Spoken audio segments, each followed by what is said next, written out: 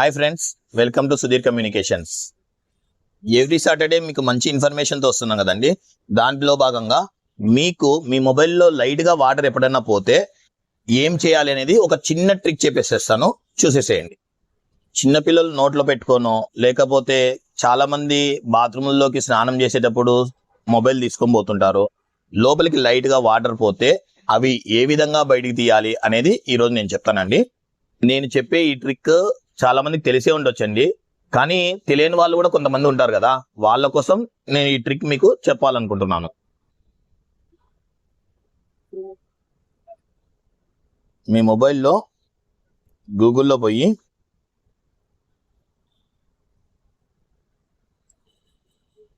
Fix my speaker అని కొట్టండి.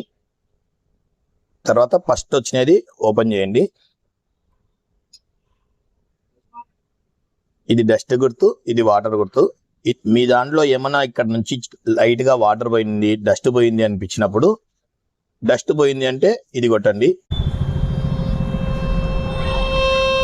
ఈ విధంగా శబ్దం వచ్చి మీకు వాటర్ ఏమన్నా ఉన్నా, డస్ట్ ఏమన్నా ఉన్నా మొత్తం రిమూవ్ అవుతుందండి. అంటే లైట్గా వాటర్ పోయినప్పుడు ఈ ట్రిక్ ఉపయోగపడుతుంది మీకు.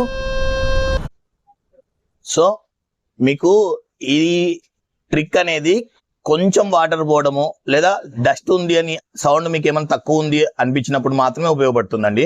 ఒకవేళ మీ మొబైల్లే వాటర్లో పడిందంటే మాత్రము మీరు దయచేసి ఏదో ఒక మొబైల్ షాప్, అంటే మీకు దగ్గరలో ఉన్న ఏ మొబైల్ షాప్కైనా సరే, మా మొబైల్ షాప్కైనా సరే వచ్చి సర్వీసింగ్ చేయించుకోండి. సర్వీసింగ్ చేయించుకోండి, మీరు పొరపాటున కూడా ఛార్జింగ్ పెట్టుకోకూడదు.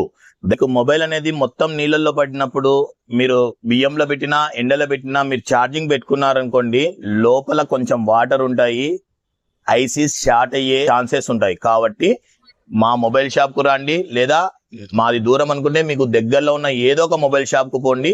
సర్వీస్ చేసుకున్న తర్వాతనే ఛార్జింగ్ పెట్టాలండి. నా వీడియోలన్నీ మీరు రెగ్యులర్గా చూస్తూ నన్ను సపోర్ట్ చేసినందుకు అందరికీ ధన్యవాదాలు.